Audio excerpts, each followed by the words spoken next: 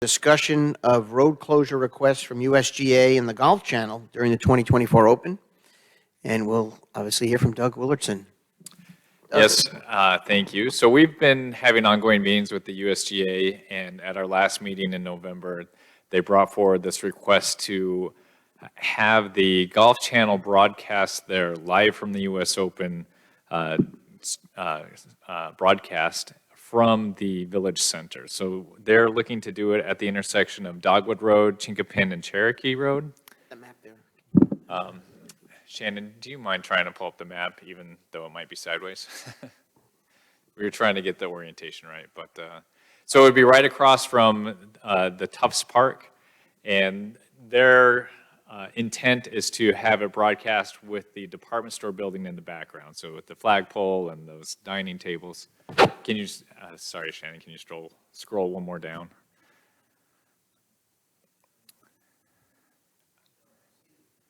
So yeah, keep going, yep, that one. So that blue square is where they would set up with the flagpole right behind them. Is the flagpole is to my left? Yes. Okay, And I think the Villager Deli up the that parking way. lot there. So Yep, they'd that's set up there, so go ahead. Right, and so in order to accommodate this, they can't have vehicle traffic, especially headlights shining into it.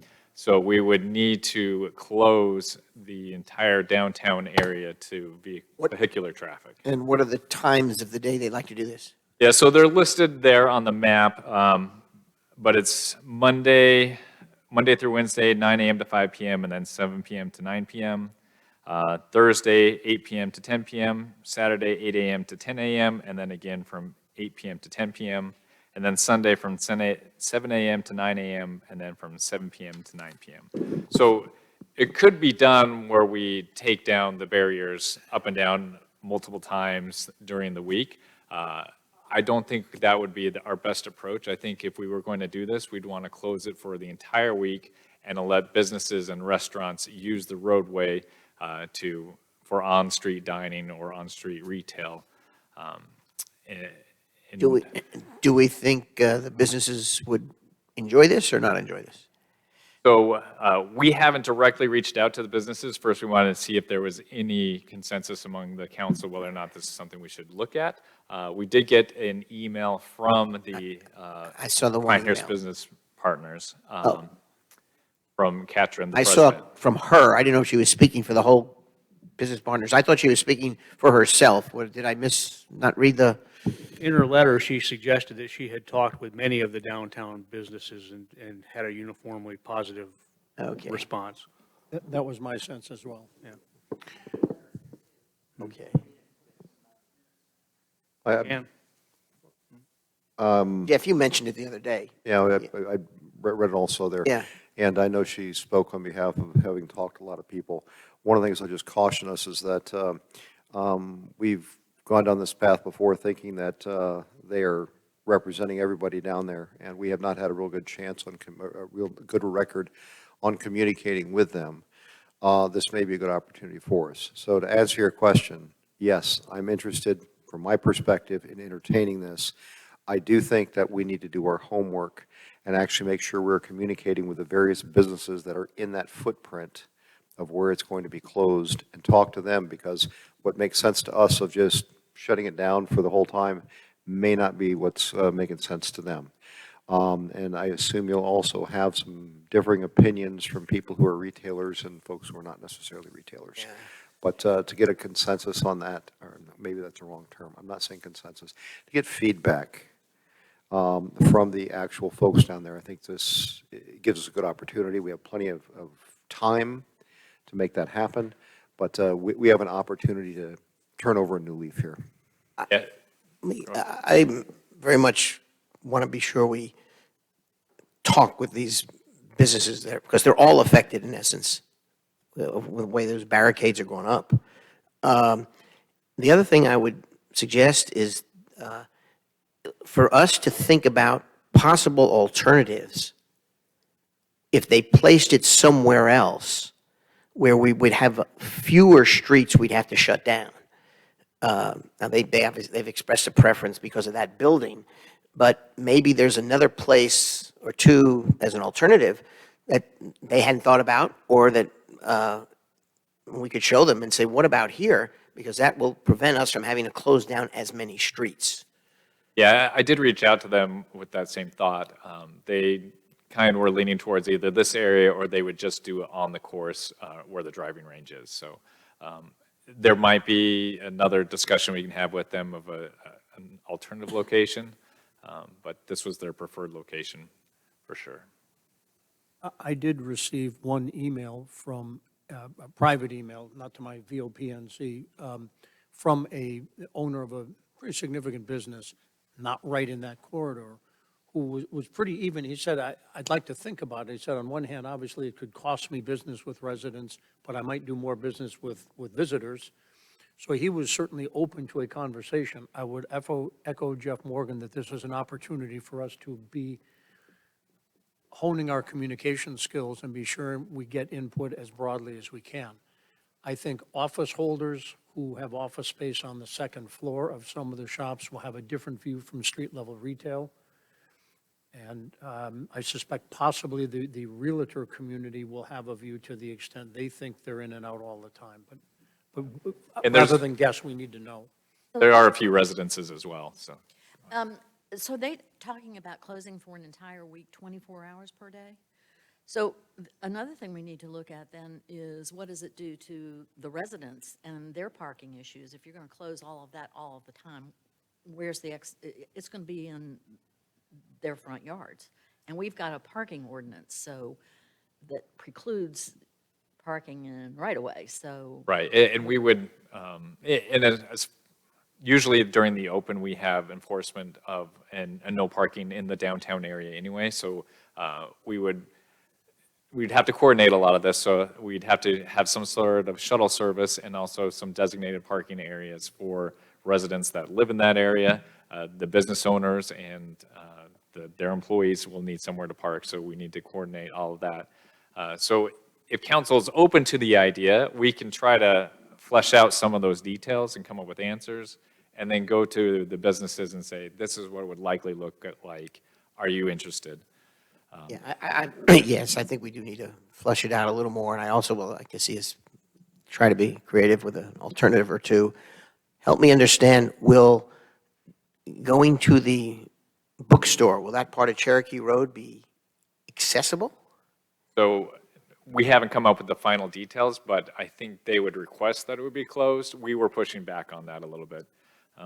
So we wanted to make sure that both ends of the Sandlot were open, so traffic could flow through there. And they were pushing back a little bit on that, and they wanted it closed so that, They don't want traffic moving behind their screen. at all, yeah. Is this something they normally do? No, they usually broadcast from the courses. Yeah. So this is a unique opportunity, and it comes with some advantages and disadvantages. It would certainly provide a lot of publicity to the village and the downtown area, but there will be a lot of logistics that need to be worked out. I mean, I get the benefit of the scenic backdrop to them Yeah. and to us. But for example, I wouldn't see why we wouldn't allow traffic to come down Cherokee and go down Market Street and exit out Market Street. I don't know why Market Street has to be closed off, particularly during the day. Well, I would suggest that if you have traffic going down there, it's going to be sort of noisy. Yeah, with the broadcast right there. Yeah. They're very much concerned about headlights, although, it is June, so it doesn't get dark until 9:30, but, Point. Right, 9 to 5, there aren't going to be any headlights. So the Sandlot, as we call it, the parking would still be available. And the parking next to the Pinecrest Inn and behind the Holly would still be available. yes. I guess it's just the access to it, which would be, Yeah, that would be difficult for both lots, yes. But my recollection was that Dogwood was closed, at least for some portion of the last open, at night anyway. I mean, I wasn't here, but that is what I've heard that it was closed for a portion. I think it was only one evening, but It could have been maybe just Saturday night, I don't know, but. Probably for the open experience in the evening. I would say, please go back and check with the business community, and then see if there's anything that might make, they're not interested in having being on the village green with the chapel in the background? I suggested that we do it somewhere behind the library and we have. Yes. You could still have it focusing on the department store building, but they didn't show a lot of interest in that. But maybe I can go back and have further conversations. Yeah, I'm trying to you're right, when I watched golf tournaments at night, they're always at the course. They don't- I think this is a pretty neat opportunity overall. My first blush on this is, I'm intrigued and interested because I think it'll give a lot of exposure to our businesses downtown. I think it's going to help them out on there. But then I'm not running a business downtown. So I would ask that their input's there. But I'm definitely interested in hearing more about this. And I think the advantage for the businesses downtown, at least the retail and the restaurants, is that they could expand out onto the street. If they didn't have that option, if we were requiring them to pull it in and out, because we're closing and opening the roads multiple times in the week or even in a day, that would be very, very difficult. Yeah, Yeah, and in a lot of cases, I think they use the clubhouse as the backdrop, and so they shoot from the golf course, and they don't, but I think I read in part of the proposal that the network has to run cabling or what have you from the number 4 course into it. This is not a trivial logistical exercise for them either. Yeah, that's true. well, But I think we must communicate both on behalf of the council as well as staff that we're interested in getting this input and I doing agree. this right. And second, we can negotiate here. The fact that they say they're not interested, we push a little bit. let's please put this on the agenda for when we come back in January. Yeah, That'll we'll be do. And ample in time the for- meantime, we'll come up with some of the preliminary plans and Yes. work it out with the business owners and see what their Let's see what we interest hear, is. and I'm sure we'll be hearing ourselves from various business owners and others about this impact. Is there anything else traffic-wise? Have you gone over this with Chief Webb, just out of curiosity? Not this detailed, no. I mean, it would be a lot like any other event that we have, like the Holly Arts. It would be. Yeah, set but up this the is, same this would be for, For an entire week, yeah. yeah, that's a different animal, so. Is there any revenue impact?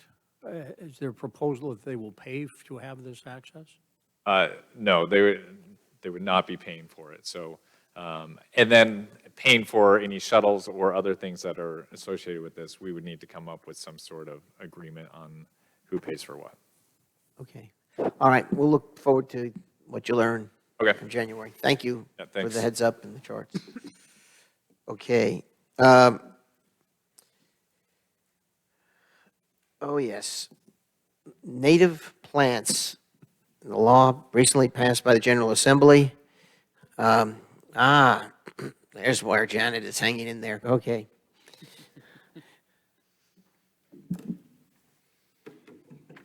Janet, I thought for a minute you were there to confuse me with Audrey, because, I have an eye test. Who can determine the difference between Audrey and Janet at under 100 yards? And if you can, then you really know this community.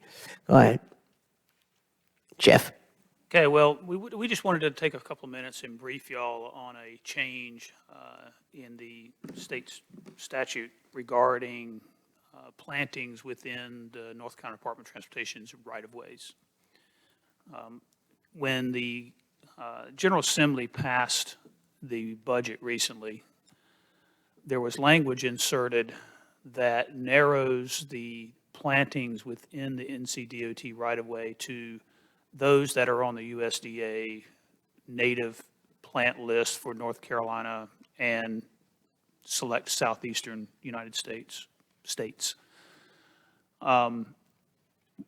While very well intentioned, I believe, and actually probably is a good thing in the grand scheme of things, one of the things is it has eliminated our capabilities of doing a lot of the plantings, the flower plantings that we do annually on DOT right-of-ways. The one that most people would recognize right out of the gate is the Pinehurst Traffic Circle.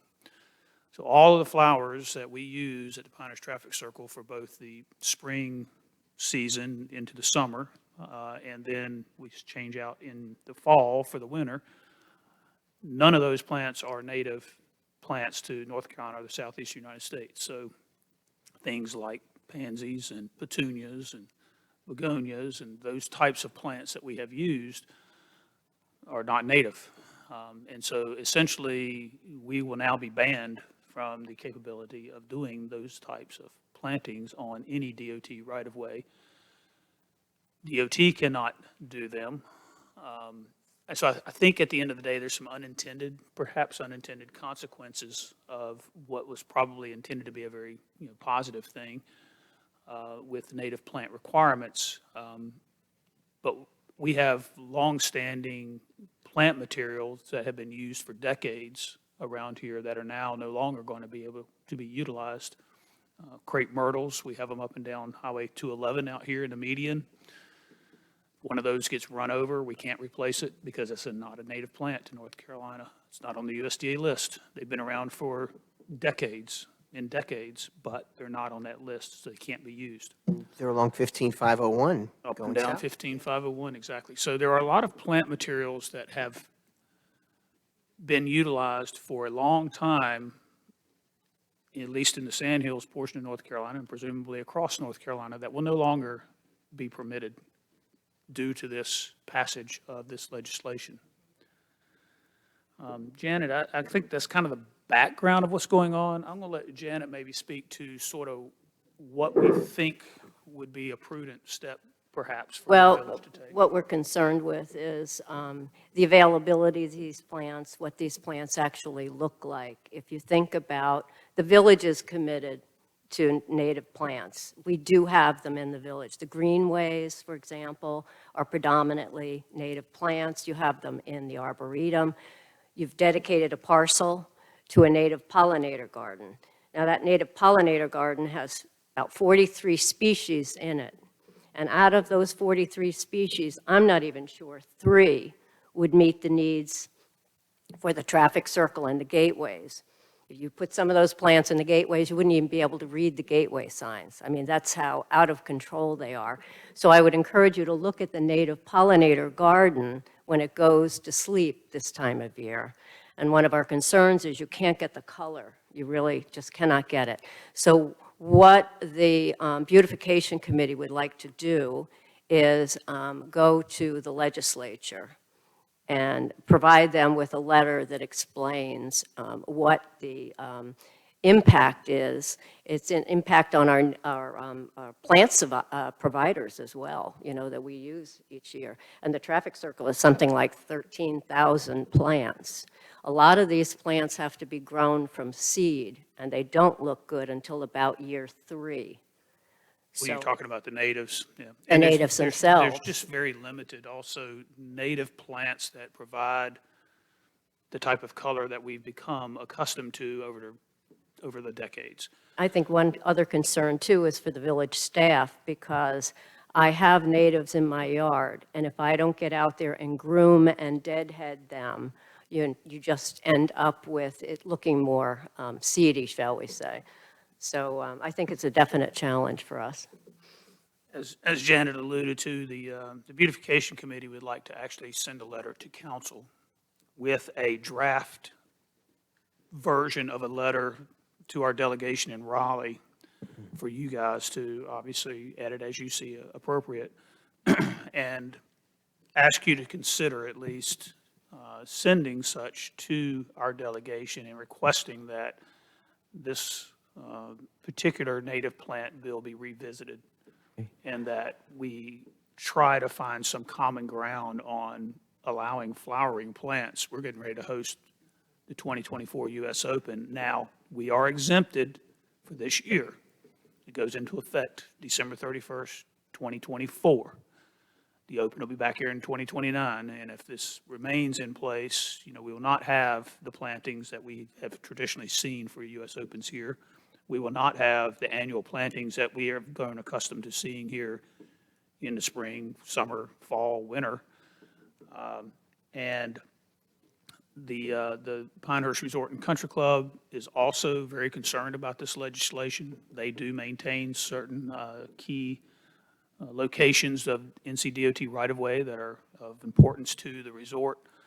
They are also writing a letter that they would like, at least at this point, the plan would be to accompany a letter that would be from council requesting that this again be reevaluated. The big potential impact, of course, again, is to the color and texture that we've grown to really appreciate and enjoy. But tourism here is extremely, obviously, important. It's a huge factor in driving our economy.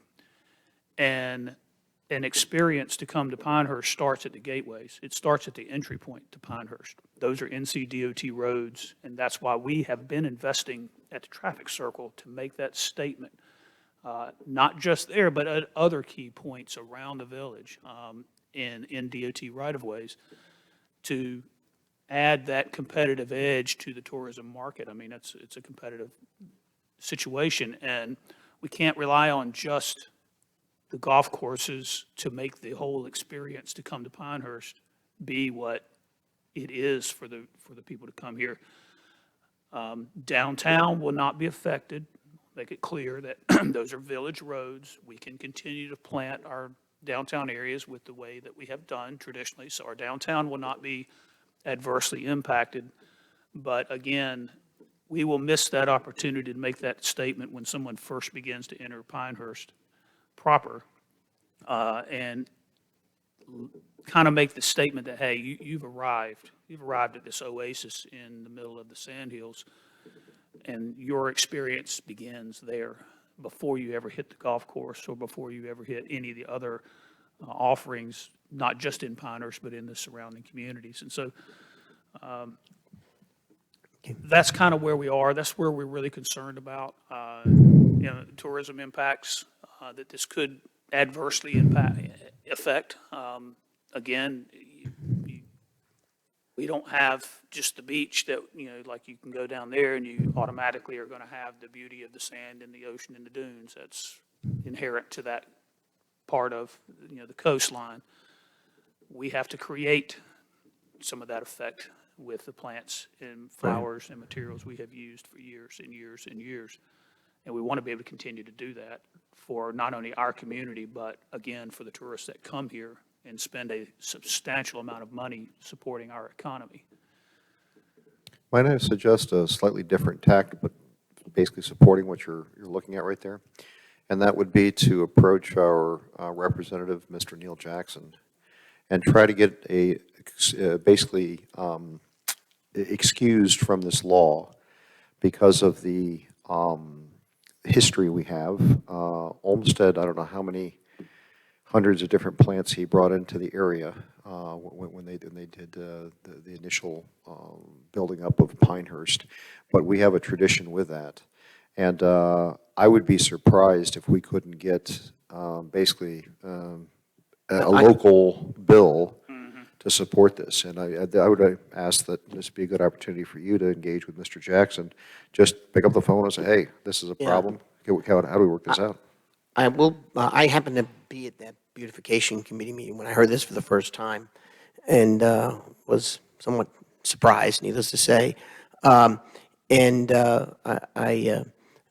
also happened to, since that time, had a brief conversation with one of the members of our delegation who thought that that wasn't the intent of the bill, and that there probably is a way for it not to apply. And I said, well, not the way the reading is so far. So I said, you're likely going to be hearing from us. So I just didn't want to get out in front of any more. But I'm a proponent of you all laying the case out to us in a memo or letter. And then before we transmit anything, pick up the phone, because they're not in, they're not meeting right now and all. And this has a pretty long runway. It's effective to the end to a year from now. Right. And it is what I'd call a standard small legislative fix. Either they can do something for us, or they can make some adjustment that would affect other communities where this may have the same sort of negative impact on their plantings. I think tourism communities in general are going to be probably unified if they have not been made aware of this already. When they are made aware of it, that, you know, this has adverse impacts.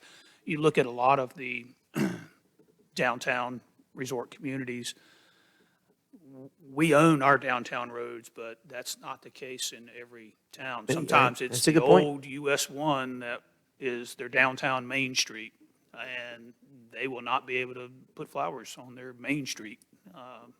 I think once this is ripe, we have something from you, and we're going to transmit something, we ought to also probably pick up the phone and talk to the pilot, because I think they would also have a sense of, a hometown sense of pride in wanting to see us to continue what would shock many people if all of a sudden all these beautiful plants were gone.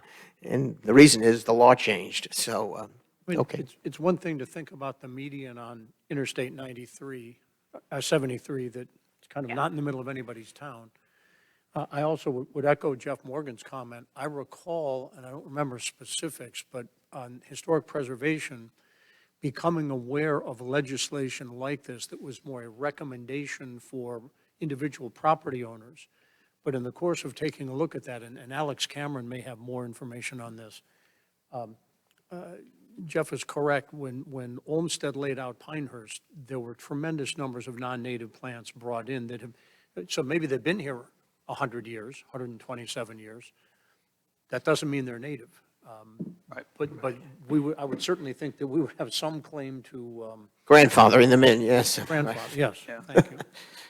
I have a question. I happen to live in Clarendon Gardens, which is on Route 5, not Route 5, Linden Road. Linden. Which is a state road. Correct. We have. Flower plantings at your gateway, Yes, correct. you will not be allowed to do it anymore. Technically speaking, Yep. okay, who's going to come, So- yeah, I don't know if they're going to send out the native police to, native plant police to find you.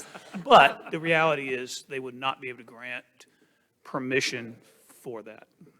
And who is going to be policing this? Don't know. But if you're spending money to put annuals in the traffic circle, as an example, you have to submit something to the state, and they're aware of what you're doing. So this time, if he was currently to submit that, they'd say no, which is why we need to have something done in order to. Technically speaking, Yeah, right. the process is you submit an encroachment agreement request to DOT to do anything in their right-of-way. Put a sign up, whatever, and we routinely do this. When we do landscaping in the DOT right-of-way, we get an encroachment agreement. We have to submit our plan. Our plan would show non-native plants. They would reject our request, is how it would play out. That's how it would work, Yeah. Now, admittedly, a small neighborhood is probably not going to, they're not going to drop the hammer on your small HOA that's just got a few flowers in front of your sign. Good, look at that. So- But, and also, you're technically speaking, your flowers may not fully be in the right-of-way. They could actually be in the village right-of-way, in the esplanade, I believe is the word y'all use, yes. Okay. But nonetheless, that would be an impact for other communities. Entrance ways to a lot of communities are, Emerald Isle or Blowing Rock have, a lot of flowers at their entryway with their town of whatever. Those flowers are not permitted. Other comments or questions? I think our action item then is we'll look forward to you guys taking your time and putting together a good, thorough type of memo, and then we'll engage with our local That'd be great. delegation once Thank we get that from you, so that we have our really good talking points. Thank you. Okay. Thank you very much. Next item is the 2024 meeting schedule. Does anybody have any comments on this before we adopt it? I mean, it's pretty standard. Jeff, you want to comment on it? The same framework we've used now, I think, for 4 or 5 years. Okay. All righty. Do I hear a motion to adopt this schedule? Dr. Morgan, you've got something you want to say? No? Okay. Well, I was going to move to Oh. approve it, but ahead. just FYI, as I mentioned to you all individually yesterday, March 26th, I will be Zooming in. I have a conflict in a conference I have to attend in Chicago, but I'll Zoom in for that. But I move to approve the 2024 council meeting schedule. Okay. We have a motion to approve and a second from Barbara Ficklin. All those in favor, say aye. Aye. Oh, any opposed? Nope. Okay, it's adopted. That's our schedule. Item number 6, this is the Sand Hills Metropolitan Planning Organization. 5. 5. I'm sorry, 5, the partners and collaborators first. Thank you. I've talked with each of the council members on this, and of course, we are waiting for our 5th member. So whatever we sort of decide on today could be amended in the near future. But there are certain things that I think we could nail down, so to speak. Certainly the 2 items that are here that have Dr. Morgan down, Moore County Schools and the newly named Central Pines Regional Council. Can we continue, Dr. Morgan, with you in those positions? Certainly as the Central Pines, the delegate for that, I will be happy to continue that. If you're talking about the Sand Hill Metropolitan Planning Organization, my understanding is that they meet on Thursdays. Thursdays, and Yeah. I work on Wednesdays and Thursdays, so I'm not able to attend that. I understand that. And the, obviously also First Health, Happy to be a representative for the council. please, to that. please take that on. And the schools. In the schools. I don't know how much engagement we needed to have with them in the past, but it would be good if you would take that on I'd be too. happy to reach out to the schools. Okay. I think that's typically in the past, it's been on an as-needed basis. Yeah.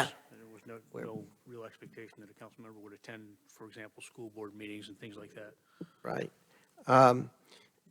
On the, we can go up to the top there to pick off me a little bit. On the NCDOT, SMPO, I would, Can you edit as we're working on these, Shannon? Thank you.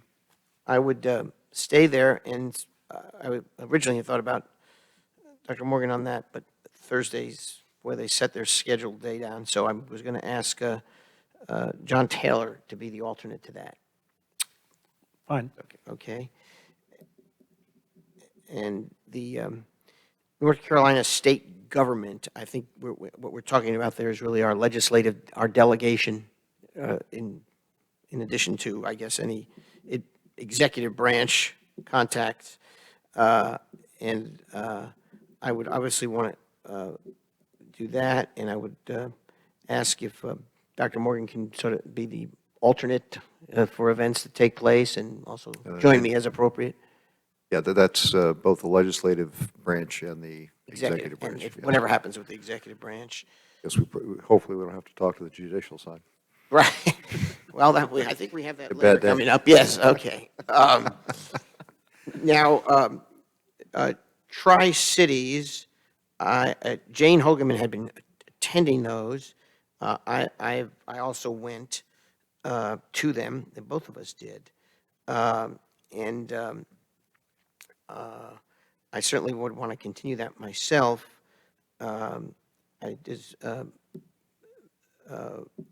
Barbara or John, do you have any particular strong points there or interest in that in particular? Fine with doing it. Well, let's put Barbara in. And Moore County Economic Development, I would continue that. I've been going to those. I don't know if I'm going to them when I would join John as an alternate, or just I was an add, a +1? Do you know what that function technically was of me going? I enjoyed going to them, so I want to do it as mayor. I don't recall. Okay. And all of us are invited to that. Every member of the council is invited to that. Oh, I had no idea. Yes, Okay. so, But I did join as a More 100 member Oh, several months ago after going to one with John as his +1, and I would be happy to continue. well, if you are a more 100 member, that might, I don't know, that by virtue of having been elected, that changes my status. now, as having let me been a just, member. I think what I want to clarify with you, the more 100, the bigger meetings is, I think, what you might be referring to, Yes. Dr. Morgan. They do meet monthly at 8 o'clock, that's just where I've been attending, and sometimes John wouldn't be there, and sometimes we both be On there. council meeting days, yeah. Yeah, right, that's right, on Tuesdays, 8 o'clock at the Sand Hills Community College. So for the purposes of the 8 o'clock morning meeting, John, why don't you join me and then certainly for the more 100, Fine. I think we were all invited. they had a meeting at 6 o'clock, or excuse me, 4 o'clock today. Right, they had their big one today, which is not going to be made. The resort, I will fill in for the mayor. More, You are the mayor. that's right. Thank you for that. The Moore County, North Carolina, we already covered SMPO. You want to have an alternate or a second on the resort, or no? Probably we should do that. I wonder how we would do that for now. Who are members here? I am a member. Yes, so am I. I don't know who else is a member. Are you a member, Dr. Morgan? Yes, okay. Not sure how we do that. Let's come back to that. The Moore County, and what we have here, we discussed SMPO, so we've really handled that. The EMS services and NCDOT. Now, EMS services, I would certainly recommend Dr. Morgan for that, if that's I'm recommending Moore County, North Carolina, second line under the resort. Collaborators, second. Collaborators, I've gone to collaborators. It says EMS services. Well, I see, and Be honest with not you, sure until I why saw it that, on I don't know here, why that's even entered on there. We don't, we've never had any council collaboration on EMS services that I'm aware of, but,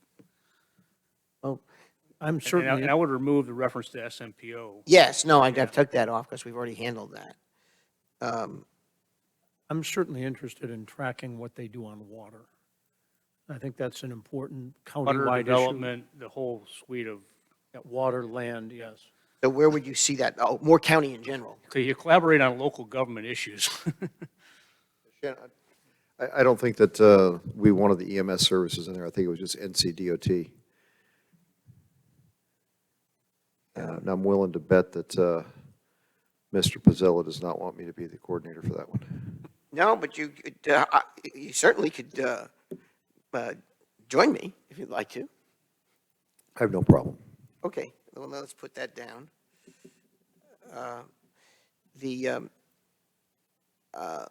We already covered Moore County Schools and Central Pines Regional Council. Pinehurst Business Partners, Barb, I got that. We need an alternate for Central Pines Regional Council as well. Okay. Central Pines Regional Council. And the How about, commitment on that is basically about 7 months out of the year, 8 months out of the year, they have a meeting that lasts a few hours. It's supposed to be a couple hours, and you could do it online. You can Online. Zoom in. would you, Barb, would that be something? Okay, we'll put Barb there. And as an alternate, you don't have to attend, but if I can't be there, they'll let you know. Convention and Visitors Bureau, I would,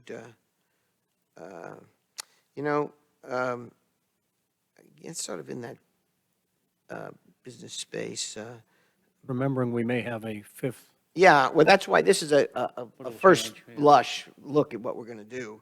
So why don't we put, and then we have the chamber. That's two distinct things. Barb, is there one of those that you'd rather, Sure is fine. chamber, okay? And then the CVB, you know, John, they seem to deal with a lot of data. Would you be interested in taking that on? Sure, yes. Have you worked with Phil Wers at all, or do you know him? I don't know him, but Okay. We talked about First Health, Bicycle and Pedestrian Advisory Committee. before we go there, just as a question, should the council have a representative, full-time, not full-time, but person communicating regularly with the USGA? It's a question, it's not a, I'm just writing it down. We probably should discuss that. My instincts are yes, I but think you it's know, a good suggestion. I'd recommend adding it to the line with the Pinehurst Resort. yeah, A lot of commonality there. yeah. it might make sense to have it be the same person, but at times they could have different sets of issues. But Certainly, yeah, yes, there certainly is a lot of commonality. All right, well, I'm, Add it to the collaborator side. Yeah. So, yeah. yeah, we'll combine those. And I already was down for that, and John will put you down as alternative or the plus one. Bicycle and Pedestrian Advisory Committee, Councilwoman Bosch was on that. I would attend that from time to time. Does anyone have a particular interest in that? Do we have any bikers amongst us? Ask that politely. No. I'm a pedestrian. You are pedestrian. I walk yes. into the village I walk into the village all the time. I've seen you strolling through the neighborhood.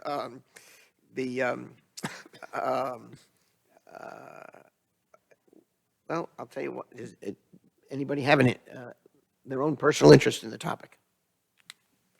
No? All right, I will put myself down for now. In the Beautification Committee, which was Jane's, and I had started going to it, and I really enjoy it. But is there someone who might enjoy it more? Barb? Okay, okay, then there you go. Protect the entrance to Clarendon Gardens.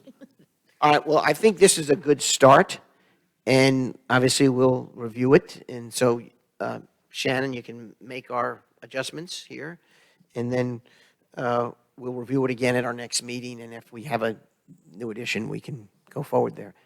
We'll save that and we'll bring it There we back to go. you. Yep. Is there anyone, other than the USGA suggestion, is there anything we also should think about adding here or clarifying here?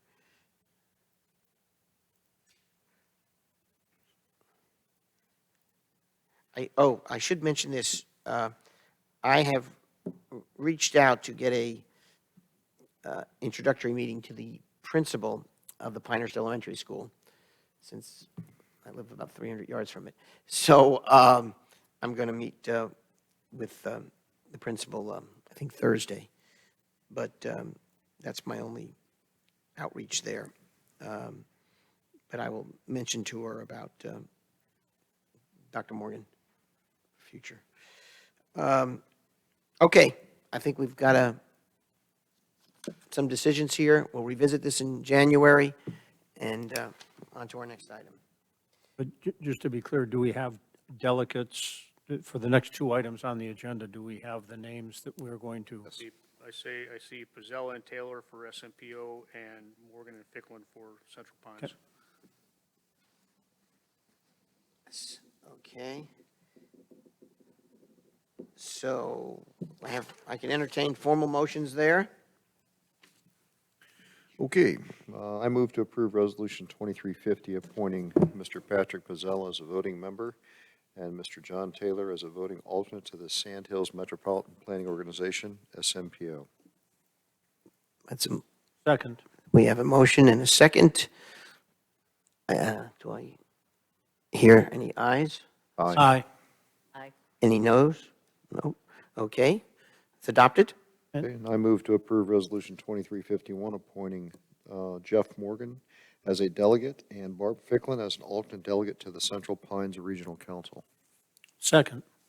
Okay, we have a motion and a second. Do I hear any ayes? Aye. Any noes? No. Okay, there we go. Those two are taken care of. Okay. Item 8, which is the litigation committee. Jeff Sanborn, do you want to just give the quick overview? Sure. So I think if certainly Jeff and Pat are familiar with the litigation committee that we had formed under the previous council. That was a technique that we used because we had one council member that had a potential conflict of interest in that case. So the way to deal with that, or that the council settled on, was to form a litigation committee separate from the council to consider all deliberations about that case. That's no longer a problem.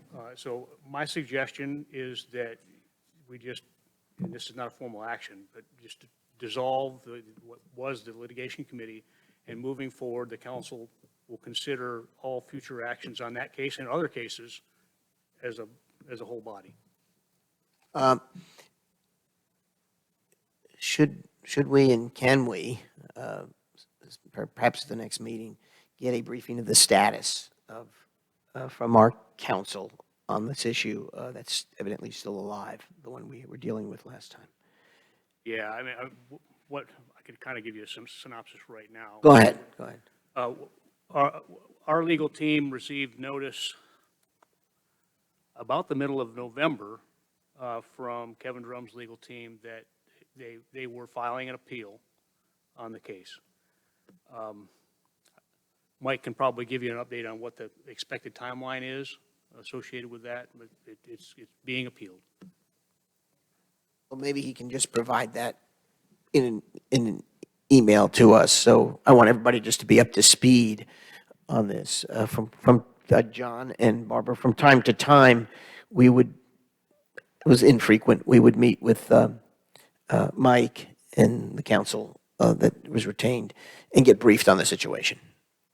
But so it is being appealed, but there's only one Okay, what- facet of the original case that still has any life in it, and that is whether or not the email exchanges constituted an illegal meeting of the council. Right, that's the only thing is. And is there a chance, Jeff, that whatever the Court of Appeal is could refuse to hear the case? No, It No, will, I don't. it will get heard at some point. that's my understanding.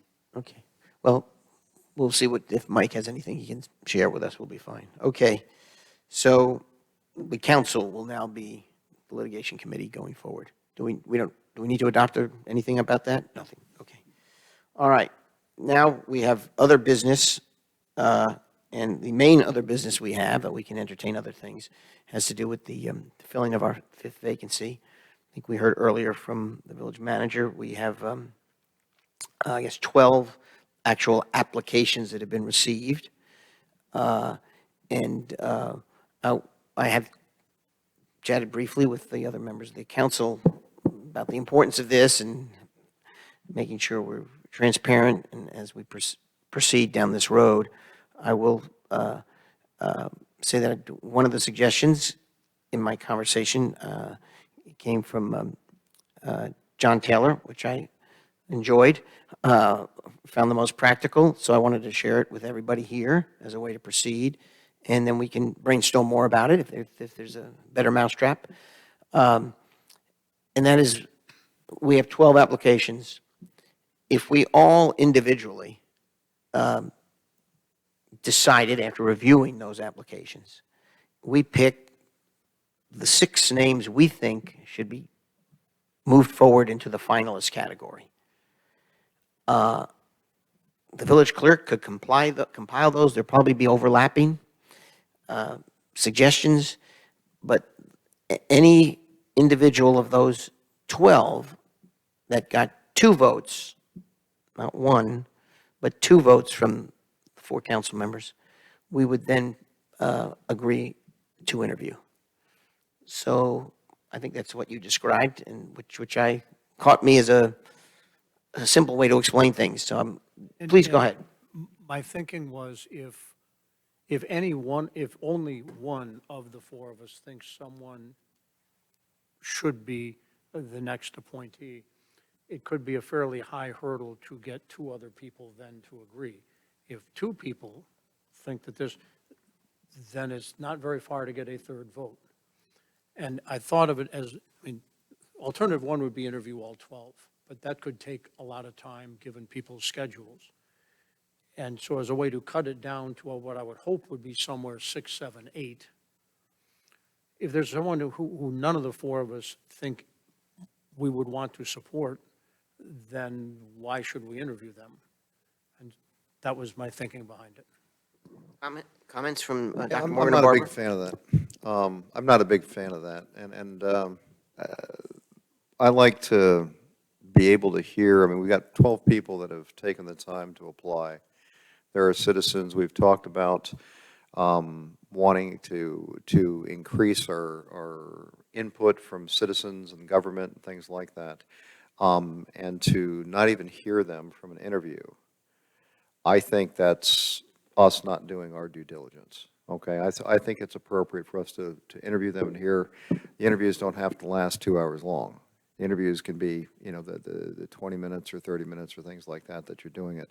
But from my background, hiring somebody based on a resume or deciding on that is probably one of your poorest ways to look at people. And I don't know all the people that have put in their I don't either. resumes. And so there's a series of people that I'm just seeing a name and this much information. And I don't think that's fair to exclude them just because, hey, I don't know, John Smith, excuse all the John Smiths out there, but, effectively doing that. I think it's appropriate that we take the time to actually interview them. And we have a standardized version on how we do that and listen to what they have to say. Barbara, your thoughts? I totally agree with that. I think the application is so brief.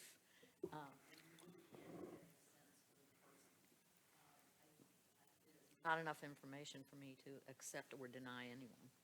And we've got a standardized process that was developed previously, and that's what we used when Jane unfortunately passed. And I think it's appropriate for us to dust that off and use that, to standardize, I- version, and it's fair. I think that's probably wise advice. We'll have 12 interviews then. And we can repeat the process from last time. The one thing I would like to do is provide a little more leeway to council members. We should have some standardized questions, but we should also have the freedom, if there's something that pops up that someone wants to ask a question that wasn't in the pre-planned question list, I think that should, each council member should have that right to ask that.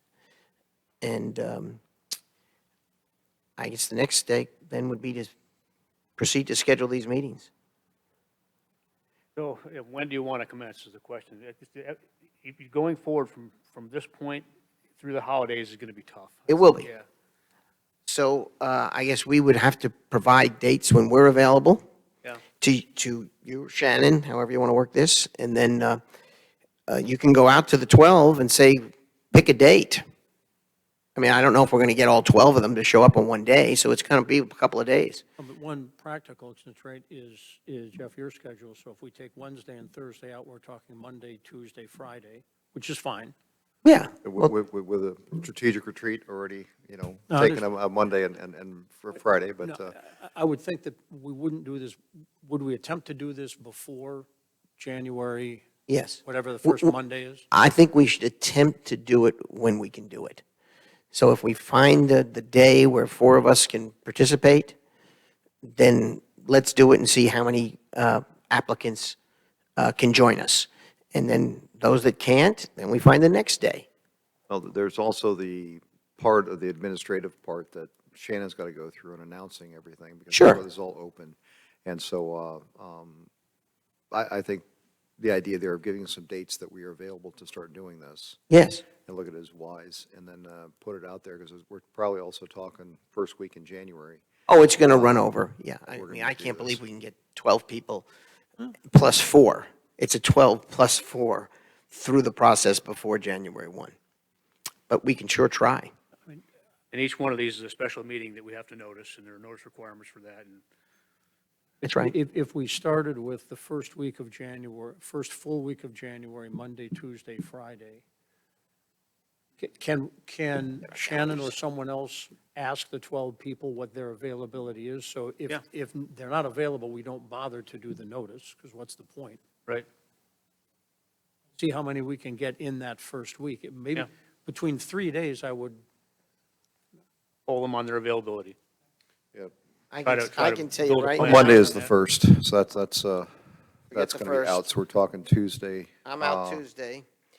Then Friday, the 5th. so then we're starting on the 8th. I am available on the Ninth is 5th. a council meeting. Well, the 9th, right. 5th and the 8th, I'm available on both those days. Now, if you want to go back, how much notice do we have to give, Jeff? 48 hours? Okay, Yeah, I can do the 5th and the 8th also. okay. Do we have 5th and the 8th so far? 5th for sure, 8th, I'm not sure yet. Okay. And just out of the heading of possibilities, during the day, what's today? Yeah, during the day on the 19th, I'm available from You're out of town, aren't you? 10 to 4. I'm away that whole week. That whole I'm- week. I'm back the week between Christmas and New Year's to the Hold extent on. people want to do that. Well, I'm happy to do it. forget the 25th.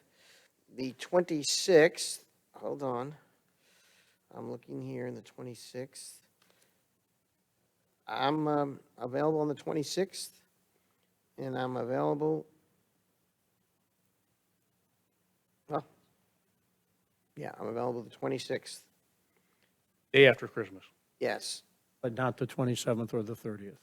Well, I'm looking at the 30th, right? No, the 29th is what I was looking at. The 30th is a Saturday. I'm not available 29th. You're not able on the 29th? No. Okay, so then we've just added the 26th, so we've now got 3 I days. think we're closed that day. Could be. If we're closed, we're closed. So the 26th falls out? 27th, I work on Wednesdays and Wednesday and Thursdays is out. And I'm pulling call. That's okay. So, Not to, would you be scheduling surgery the week between Christmas and New Year's? Yes. Actually, it's a very popular time. Oh, yes, now that I think So about we're it. yeah. we're in January now, so. we're in January. Okay, all right, so we've got 2 days in January that we've Yeah. nailed down. The 5th and which else? The 8th, 8th is a question mark for me, but I will let you know as soon as I but can. we could poll their availability and kind of gauge that. Okay. And then we know we have a council meeting On the 9th. on the 9th. For the 12th. 12th? So we look at the 12th, which is, why do I have this here? Yep, the 12th is wide open for me.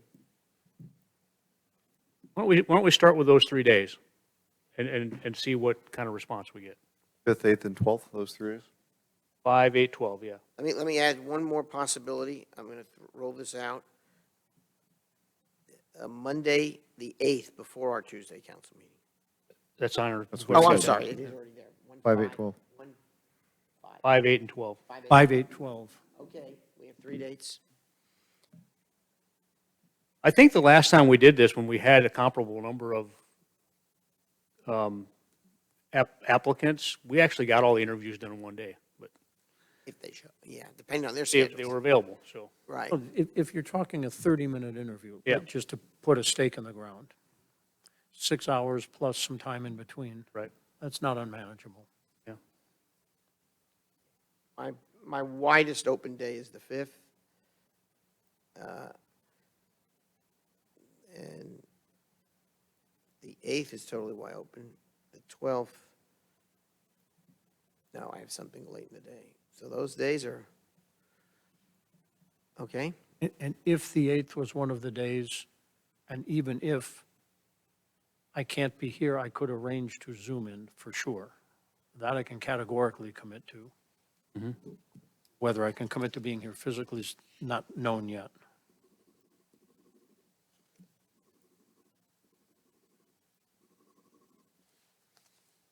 All right, well, we have a plan.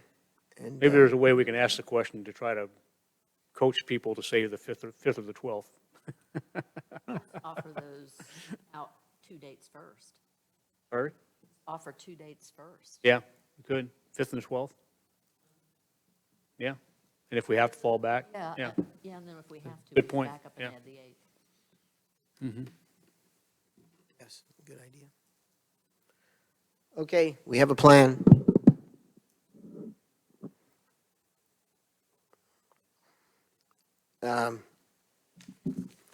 Other business items that anyone wants to raise or discuss? I'll start, I would, John, you have just something? with respect to our agenda on Friday that I didn't look at until last night, I don't see in it the time allocated, the possibility of allocating the time that I would think is necessary to do what I would call a real strategic review. And I'm not trying to be too semantic about the word strategic, but kind of amending or reviewing the various KPIs and so forth is not, in my mind, a strategic decision. It's an important decision. And so I would think that we may have to take up in a separate work session, rather than hijack that agenda, because we shouldn't. There's important work to be done. Some other time for us to take a step back as a council, and maybe we ought to defer until we have all 5 chairs filled, so it might even be in February, and do a little bit of a strategic review along the lines that I mentioned. Is this related to your comments about making sure we're staying nested with the comprehensive plan? and- In part, and it could be broader than that, depending on other people's views, but yes. All right, well, then we'll make it a topic for a future work session. Probably not the 9th, but the second work session in January. Why don't we tentatively put it on that one? And going back to filling the 5th chair, if we coalesced maybe if everyone comes in on the 5th and we coalesce around one person, it's a matter of appointment, correct? The 4 of us decide we want, You vote, yeah. We vote. You vote, and Majority. we vote, they're in. both times I've had experience with this process here with our village council, the council interviewed everybody in one day and made the decision that day. That doesn't mean you have to, but in both cases, it wasn't a hard decision and it wasn't contentious. They have as many candidates. Not this last time, but when John Cashin resigned, I want to say it was very close to the same number. Okay. Other items, looking at the January, our first meeting in the new year, is there any other business items that we'd want to add to the work session or to the regular session?